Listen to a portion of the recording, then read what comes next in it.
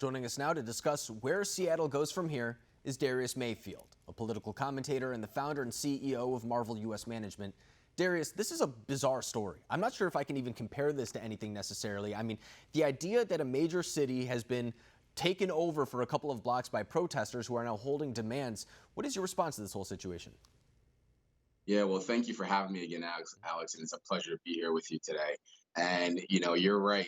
And I just had a interview yesterday, and I phrased what we're going through now as a world of extremities. And this is just another extremity out here, man. And to be honest with you, I think it's going to end up working in the president's favor because I hope, and what I think people are seeing is that some of these Democratic leaders, mayors, governors, they're incompetent. They have no idea what they're doing.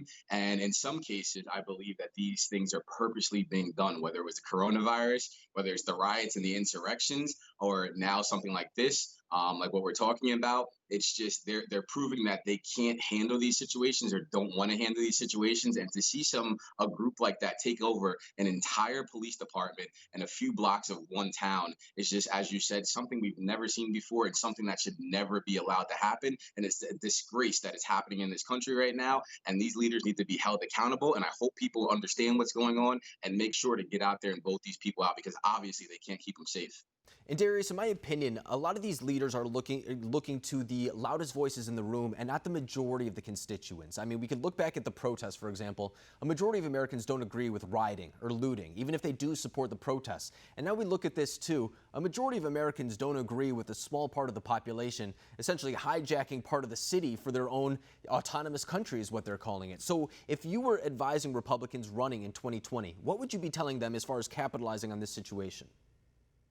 Well, I definitely tell them to continue to follow President Trump's lead because when he talks about law and order, that's exactly what it's about. And to your point, you're absolutely right. And this is the problem with the Democratic Party following that minority, as in the Bernie Sanders, as in the AOCs. They are extreme. The legislation they propose is extreme. The thoughts that they hold within their community and the things that we should be doing within the communities are extreme. And you're seeing where that extremity gets us at this point. So President Trump talking about law and order, which every American, no matter if you're white, black, brown, everybody wants that. When you have a city like in the city of Chicago where 92 people were shot last weekend in a 3-day period, how could you possibly with a straight face come and tell anybody we should disband police departments? Because if we didn't have those police departments, what would it have been? 200 people shot in one weekend? So this is definitely an extreme ideology, but I would just recommend to Republicans that you continue to hold strong, you continue to preach law and order and assure the citizens of your states, your cities, and your towns that you are there with them. And you want to not only provide them the protection they need from police, but also, like Donald Trump has been talking about, talk about police reforms and make sure that we can become a cohesive unit and fix some of the problems we do have currently, because we do have them. We all recognize that. And I'm glad to see police chiefs across the country, the president, Republicans, and some Democrats also acknowledging that. And hopefully that's going to lead to some great legislation that can start to fix some of these problems. I think you bring up an excellent point because even if we were to abolish police, for example, that would really disproportionately affect minority and immigrant communities in these urban areas. I mean, they've tried it before. I mean, you bring up Chicago, it's been done in Baltimore, New York as well. They've tried doing that and it didn't work. And I do understand that there are reforms to be made, maybe de-escalation policies, but that is part of training more so than it is abolishing a police force or anything like that. So there are some that say that maybe tweaks are the better route to go than completely defunding the police, as calls are being made right now. But you also bring up President Trump's response. And he's really made an effort to reach out to the black community, I would say more so than prior Republican presidents. The First Step Act is something that I don't think a prior Republican president would have taken. You see him voice his concerns for the unemployment rate among African Americans in this country. Is that something that you think not only he should be hammering home, but other Republicans as well, to chip away at the overwhelming majority that do vote for Democrats?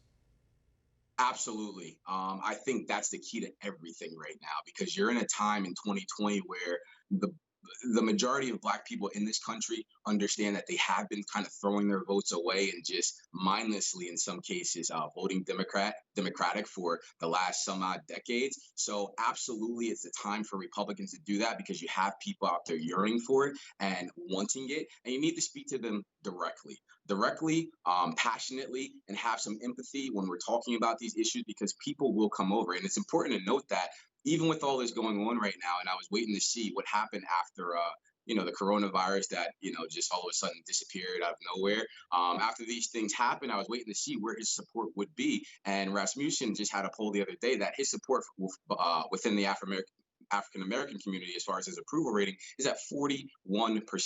Before coronavirus, it was at about 34, 35%. So his support, as far as his approval rating in our community, has actually gone up. And I was very encouraged by the roundtable I saw with him yesterday on police reforms, as well as the roundtable I saw the day before about discussing some of the Black issues in the community, the issues in the Black community. So I think he's doing the right thing. And I saw somebody at that actual meeting tell him, we need you to be more visible in our communities. We need you to come and talk to the people. And his answer was, I agree. So if you actually listen to what he's saying, and I say this all the time, we have a pragmatic president in the White House that's willing to work with everybody. And if these people don't take advantage of this now and get things done, I'm afraid it'll never happen.